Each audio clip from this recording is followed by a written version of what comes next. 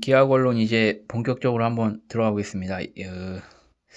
맨 앞에 뜬매김부터 한번 들어가 볼게요. 유클리드는 그 2차원 평면에서 유클리드 기하권론에 나오는 도형은 딱 몇 개 안 됩니다. 직선하고 이런 직선들로 둘러싸인 도형들 있죠. 이런 도형들과 원 딱 요렇게만 다룹니다.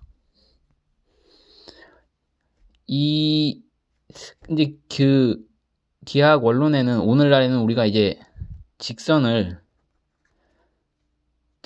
이제 양끝으로 무한정으로 늘릴 수 있는 걸 직선이라고 그러고, 요거 일부 이렇게 양끝이 이렇게 막혀 있는 경우로 우리가 이걸 선분이라고 하지만 유클리드는 따로 이걸 구분하진 않았어요. 여기선 그냥 다 선분이나 직선이나 그냥 직선이라고 합니다. 여기서는. 그리고 이런 식으로 도형을 그렸을 때 이 도형의 둘레로 이 내부와 외부가 나뉘는 것, 이런 도형을 뭐라고 하느냐? 패다각형이라고 합니다. 패다각형. 그리고 이것은 원이죠. 원이고, 요거는 직선. 유클리드 공간에서 일단 이 원이라든가 패다각형이라든가 직선, 요런 것들이 존재할 수 있기 위해서는 유클리드 공간에 대한 그 평면이라고 그랬죠. 이 공간에 대한 기본적인 몇 가지가 전제가 되어야 돼요. 그 전제가 돼야 되는 게 그 정의 1번부터 7번까지입니다. 1번부터 7번까지.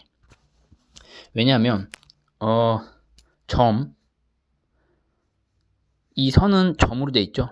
점들이 이렇게 쭉 곱게 있는 거잖아요. 이 점들, 그 다음에 이 직선이 필요하고, 이 도형들을 만드는데 점하고 직선이 필요하고, 또 이 패대각형 자체가 뭐예요? 평면이죠. 평면이 뭔지가 필요한 거죠. 그러니까 점, 선, 평면이 무엇인지를 얘기할 필요가 있었습니다. 이게 1번, 정의 1번에서 7번까지의 얘기예요. 이게 가장 기본적인 얘기가 되는 겁니다. 유클리드 공간에서 그 공간이 존재할 수 있게 하기 위해서는 점선, 평면을 가장 먼저 얘기해야 돼요. 그래서 이게 1번부터 7번 사이에 나오는 거예요. 한번 볼게요. 보면 보이나요? 점은 쪼갤 수 없는 것이다. 나오죠? 선은 어떻게? 선의 양끝은 점들이다. 직선은 어쩌고? 면, 평면 이렇게 나오죠? 보면 자, 이제 한번 볼게요. 1번은 점에 대한 정의죠. 두 번째는 2번은 선에 대한 정의입니다. 3번은 뭘까요? 3번은 정의라기보다는 이건 이제 1번은 점의 정의, 선의 정의. 3번은 선과 점의 뭘까요? 관계에 대한 이야기죠. 그쵸? 3번은 선하고 점이 어떤 관계에 있느냐, 그 얘기예요. 4번 선 중에서도 앞으로 난 직선만 논하겠다, 이 얘기예요. 직선, 특수한 선이거든요. 특수한 선, 이 직선을 주로 얘기하겠다, 이 얘기예요. 5번은 면이죠. 6번은 보면 또 면과 선들의 관계를 얘기하고 있습니다. 그러니까 3번하고 6번은 3번의 경우 선과 점들의 관계, 6번의 경우 면과 선들의 관계죠. 그러니까 1, 2, 5번에서 1, 2, 5, 6번에서는 그 일반적인 얘기들을 하고, 4번과 7번에서는 앞으로 유클리드 공간에서 다뤄야 될 선들 중에 특수한 경우, 직선, 면 중에서도 특수한 경우, 평면을 다루겠다는 거. 그렇게 1번부터 7번은 구성이 되어 있습니다. 그리고 그 다음에 이제 8번이 나오죠. 8번에서는 각을 얘기하고 있고, 여기도 마찬가지예요. 8번에서도 일반적인 각의 형태. 우리가 생각하는 각은 한번 그림을 그려볼까요? 우리가 보통 학교에서 얘기하는 각이라고 하는 거는 요런 각을 얘기하죠. 직선으로 이렇게. 얘도 직선이고, 얘도 직선이고, 얘도 직선인 거. 그쵸? 그러나 유클리드의 정의 8번을 보면 이런 식으로 된 것도 각이에요. 혹은 이런 식으로 생긴 것도 각입니다. 이것도 각이에요. 두 개의 곡선으로 둘러싸인 요것도 각이란 말이죠. 그쵸? 보세요. 평면에 있는 두 선이 만나고 그들이 한 직선에 놓여있지 않을 때 그들이 서로 기운 정도를 각이라고 한다. 여기서 말하는 이 선이라는 거, 요 선이라는 거는 꼭 우리가 얘기하는 직선이 아니죠. 이건 직선이 아니에요. 여기 말했듯이 여기 보면 요 선은 곡선도 의미합니다. 그런데 바로 9번에 뭐가 나오죠? 직선각이라는 얘기가 나오죠. 직선각. 각을 만드는 선이 둘 다 직선일 때, 그게 바로 이 얘기입니다. 각을 만드는 요 선이 둘 다 직선일 때 우리가 이걸 직선각으로 부르자는 거예요. 그리고 앞으로 주로 이 얘기를 하겠다는 겁니다. 그렇게 해서 13번까지 8번부터 13번까지 13번이 아니구나. 12번까지 각에 대한 얘기가 나오는데 이거를 잘 보면 각에서는 뭐가 중요할까요? 10번에서 직각이 나오기 시작하면서 각의 크기를 기준으로 해서 각을 분류를 하고 있죠. 각에서는 그 크기만을 주로 논의를 하겠다는 거예요. 앞으로. 그쵸? 그렇게 해서 8번부터 12번까지가 끝납니다. 그리고 13번부터 본격적으로 아까 얘기했던 패다각형, 도형에 대한 얘기를 하기 시작하는데요. 일단 도형 중에서 원을 먼저 정의를 하고 나머지는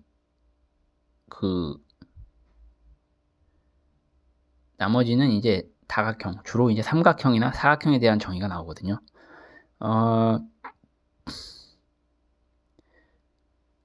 그래서 이 도형 패다각형을 정의하기 위해서는 둘레라는 말이 어떤 말인지 얘기할 필요가 생긴 거고, 그렇게 해서 도형이 무엇인지에 대한 이야기, 그 다음에 요 마지막은 정의가 되게 좀 복잡하죠. 이거 원 얘기하는 거예요. 원. 오늘날 원은 어떻게 하나요? 오늘날 원은 이렇게 얘기하죠. 한 정점으로부터 같은 거리에 있는 점들의 집합이라고 이렇게 얘기하지만 기하학 언론에서는 좀 복잡합니다. 이게 어떤 선으로 둘러싼 도형이 있어서 라고 얘기했죠. 자, 이거를 위해서는 도형을 먼저 앞에서 정의해야 되기 때문에 이렇게 14번에 먼저 도형이 나온 거예요. 그래서 한 점으로서 직선들을 그었을 때 그 도형에 놓이는 부분이 서로 같으면 그 도형을 원이라 부른다. 이게 뭘까요? 어떤 선으로 둘러싼 도형이 있어서 한 점에서 직선들을 그었을 때, 자, 한번 그려봅시다. 둘러싼 도형이니까 이거 아무렇게나 그려도 상관없어요. 그죠? 어떤 선으로 둘러싼 도형이 있어서 한 점에서 직선들을 그었을 때, 그 내부에서 직선들을 그었을 때, 이게 거리가 같으면, 그 놓이는 부분이 모두 같으면, 이 놓이는 부분이라는 건 결국 직선이거든요. 이 놓이는 부분이 같으면 우리가 그걸 원이라고 한다. 그 얘기입니다. 그리고 거기 이제 중점이 나오고 지름이 나오고요. 그 다음에 반원이 나오죠. 그 다음에 이제 다각형에 대한 얘기가 나옵니다. 한번 천천히 읽어볼게요. 다각형. 그 다음에 사각형은 이제 직선들로 둘러싸인 도형이다. 그 중에 삼각형은 3개의 직선으로 둘러싸인 도형이고 사각형은 4개의 직선으로 둘러싼 도형이다. 그쵸? 그 다음에 삼각형을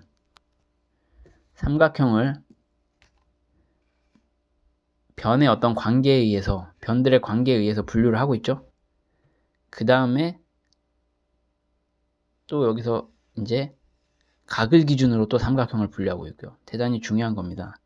변의 길이에 따른 삼각형의 분류와 각의 크기에 따른 삼각형의 분류, 대단히 중요한 것이죠. 그 다음 22번에 보면 이제 사각형의 몇 가지가 나오고 마지막에 평행선이 나옵니다. 평행선 굉장히 중요합니다. 이거 평행선 굉장히 중요해요. 평행선이 왜 중요하냐면 나중에 뒤에 법칙에 가면 도형의 그 넓이가 같다는 거에 대해서, 그리고 나중에 그 넓이를 옮기고 할 때 다 평행선 갖다 쓰거든요. 이거 굉장히 중요한 겁니다. 자, 한번 요약을 한번 해볼게요. 요약을 해보면 처음에는 점, 선, 면이 나오고요. 점선, 면이 나오고 그 다음에 뭐가 나올까요? 그 다음에 각에 대한 이야기가 나오죠. 각에 대한 이야기 나오면서 뭐가 나오죠? 각을 분류하죠. 어떻게 분류할까요? 그 직각을 기준으로 해서 직각보다 작은 거 예각, 직각보다 큰 것은 둔각 분류를 하고, 첫 번째, 두 번째, 세 번째는 뭘까요? 세 번째는 그 둘레에 대한 이야기, 둘레를 이야기하고 도형을 이야기하기 시작하면서 이제 이 다음에 나오는 게 도형 중에서 앞으로 원을 다루겠다, 앞으로 다각형을 다루겠다, 다각형 중에 삼각형하고 사각형의 종류를 많이 다루겠다. 그리고 삼각형에서는 중요한 것이 뭐냐면, 삼각형을 나누는 중요한 기준은 변들의 관계이다. 그리고 삼각형이 어떤 각을 가지고 있느냐, 이것이 가장 중요하다. 그 다음에 마지막으로 평행선이 나옵니다. 주요 도형들은 원, 평행선, 삼각형, 사각형이에요. 이거 되게 중요합니다. 거의 이 얘기 가지고 거의 계속 할 거예요. 정의는 여기까지 하면 될까요? 정의는 여기까지 하고 바로 다음 동영상에 공리하고 상식을 나가겠습니다.